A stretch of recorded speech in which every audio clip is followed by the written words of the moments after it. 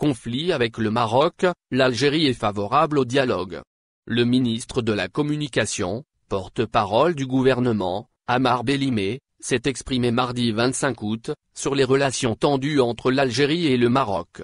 Bellimé a indiqué dans une déclaration à l'agence de presse russe Sputnik, que l'Algérie était favorable à toute initiative visant l'édification et la réunification. Évoquant la position de l'Algérie quant à l'initiative du souverain marocain, Mohamed VI, pour régler les différends entre les deux pays, le porte-parole du gouvernement a assuré que l'Algérie était favorable à toute initiative visant l'édification et la réunification.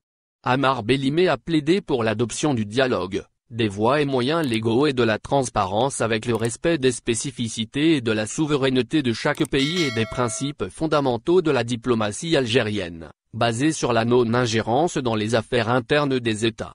L'Algérie et le Maroc ont pour objectif commun l'édification d'un Maghreb uni. Le porte-parole du gouvernement algérien a souligné que le Maroc est un pays voisin et frère avec lequel l'Algérie a des relations historiques et civilisationnelles profondes et que les deux pays avaient pour objectif commun l'édification d'un édifice maghrébin uni. L'Algérie ne fait aucunement cas des tentatives visant à troubler le climat de fraternité entre les deux peuples car le but suprême pour elle est la mobilisation des volontés et des capacités pour l'édification d'une union maghrébine forte à même de nous permettre de protéger nos intérêts et de défendre notre unité, a-t-il précisé. Par ailleurs, Ammar Bellimé a estimé que le retour de la Libye sur la scène internationale et son affranchissement de l'étau du terrorisme devront donner une nouvelle impulsion à l'union du Maghreb. Le retour de la Libye sur la scène internationale et son affranchissement de l'étau du terrorisme sont à même de donner une impulsion au projet d'union maghrébine, qui est l'un des objectifs tracés pour l'édification de l'Algérie nouvelle, sous la conduite du président de la République, Abdelmadjid Tebboune, a-t-il déclaré.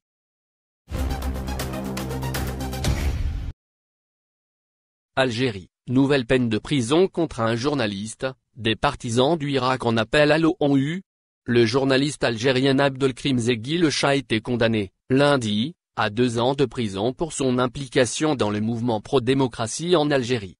Une condamnation qui intervient au lendemain d'un rassemblement devant l'ONU, en Suisse, demandant la fin des détentions arbitraires. Le nom du journaliste algérien Abdelkrim Zeguilech s'apprête à rejoindre la liste de prisonniers de conscience que compte présenter, lundi 24 août, des ressortissants algériens partisans du Irak aux experts de l'ONU.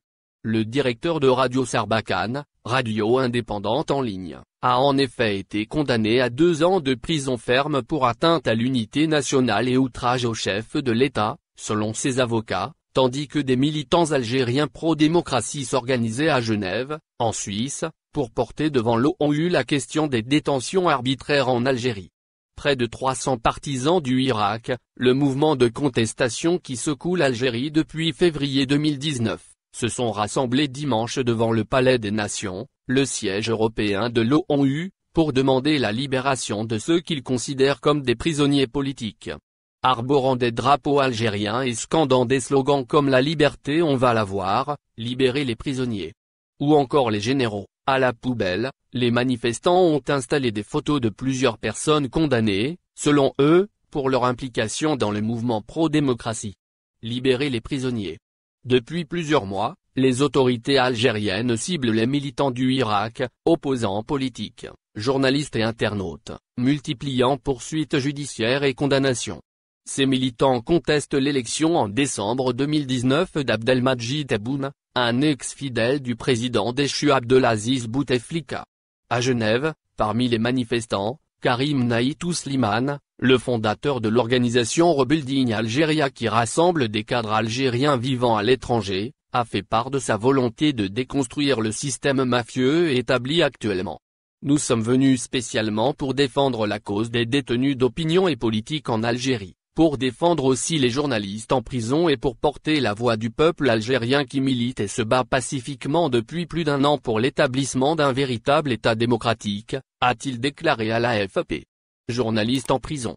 La lourde peine contre Abdelkrim Zeguilech, 2 semaines après celle contre le journaliste Khaled Drareni, illustre la volonté des autorités algériennes d'étouffer les critiques publiques les plus virulentes contre le régime. Il est notamment reproché à Abdelkrim Zeguilech, détenu depuis le 24 juin, des publications sur Facebook appelant à la création d'un nouveau parti politique. Maintenant, tous les opposants algériens, dès qu'ils parlent, on leur colle atteinte à l'unité nationale pour les incarcérer, a déploré l'avocat, Medjamel Essiouane. Abdelkrim Zeguilech a été condamné à 2 ans de prison ferme et à une amende de 100 000 dinars, soit 660 €. Le dossier est vide. Nous allons faire appel, a-t-il ajouté. Le 10 août 2020, Khaled Draroni, directeur du site d'information Casbah Tribune et correspondant en Algérie pour TV5 Monde, a été condamné à 3 ans de prison ferme pour incitation à attroupement non armé et atteinte à l'unité nationale. Campagne de solidarité internationale. La sentence très sévère a choqué ses collègues en Algérie et au-delà. Une campagne internationale de solidarité a été lancée par des défenseurs des droits de la presse et de la protection des journalistes. Des manifestations en faveur de sa libération ont été organisées à Paris, New York et Genève. Abdelkrim Zeguilech avait été relaxé le 4 mars dans le cadre d'un autre procès. Le procureur de Constantine avait alors requis 6 mois de prison ferme contre lui et sa collègue Linda Nassé pour incitation à attroupement non armé après un appel à un sit-in contre le 5e mandat du président déchu Abdelaziz Bouteflika début 2019. Ces derniers mois, des journalistes ont été accusés par le régime de semer la discorde, de menacer l'intérêt national et surtout d'être à la solde de parties étrangères. Plusieurs sont en prison et des procès sont en cours. L'Algérie figure à la 146e place, sur 180, du classement mondial de la liberté de la presse 2020 établi par Reporters sans frontières. Elle a dégringolé de 27 places par rapport à 2015.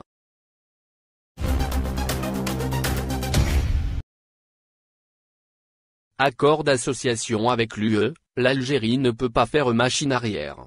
Peut-on dire que le bilan de l'accord d'association avec l'Union européenne a été négatif pour l'Algérie? Ali Benazri, président de l'Association nationale des exportateurs algériens, Annexal, il est vrai que l'accord d'association nous coûte en matière de pertes fiscales. Ça tourne autour de 2 milliards de dollars, selon les estimations. Mais pour l'Union européenne, c'est des gains, c'est l'inverse de ce qui se passe chez nous. Quand ils nous achètent nos hydrocarbures, c'est pour eux une matière première qui sera valorisée en produisant par exemple du kérosène qu'ils nous vendent. Aussi, c'est une source très importante de fiscalité, compte tenu du fait que les carburants font l'objet d'une taxe spécifique importante. Pour le bilan global, on ne peut pas dire qu'il a été négatif. Quand on analyse en hors hydrocarbures, c'est vrai qu'on est déficitaire. Mais pour les Européens, le pétrole ou le gaz sont des produits comme les autres. En incluant donc les hydrocarbures, on a toujours eu une balance excédentaire jusqu'en 2014. À partir de 2015, elle a commencé à être en déficit à cause de la chute des prix du pétrole. Et c'est à partir de cette année-là qu'on a commencé à prendre des mesures de défense commerciale conformément à l'article 40 de l'accord d'association. Quand on parle du bilan global, il ne faut pas oublier que c'est un accord d'abord éminemment politique qui englobe toutes les dimensions, économiques, commerciales, sécuritaires, sociales, culturelles, droits de l'homme.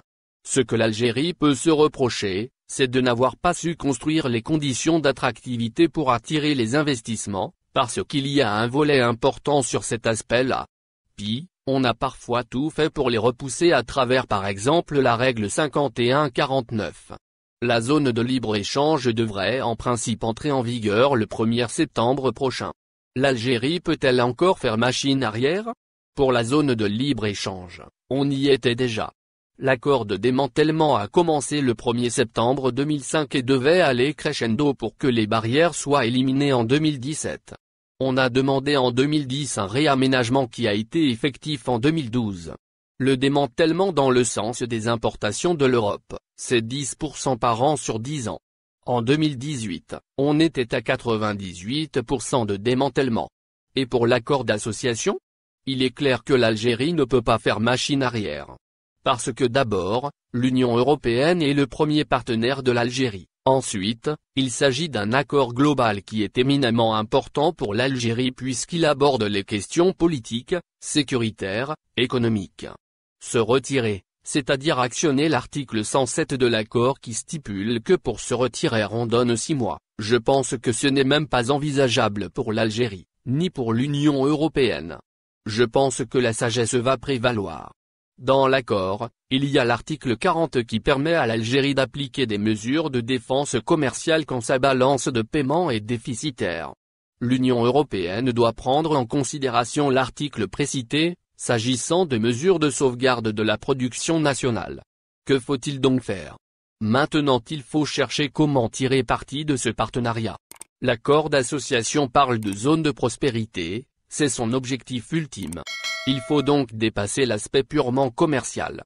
Je pense que le plus important maintenant c'est de se tourner vers l'avenir en œuvrant pour l'intégration de l'Algérie dans la chaîne de valeur européenne et de lui permettre de bénéficier du transfert de technologie et d'investissement.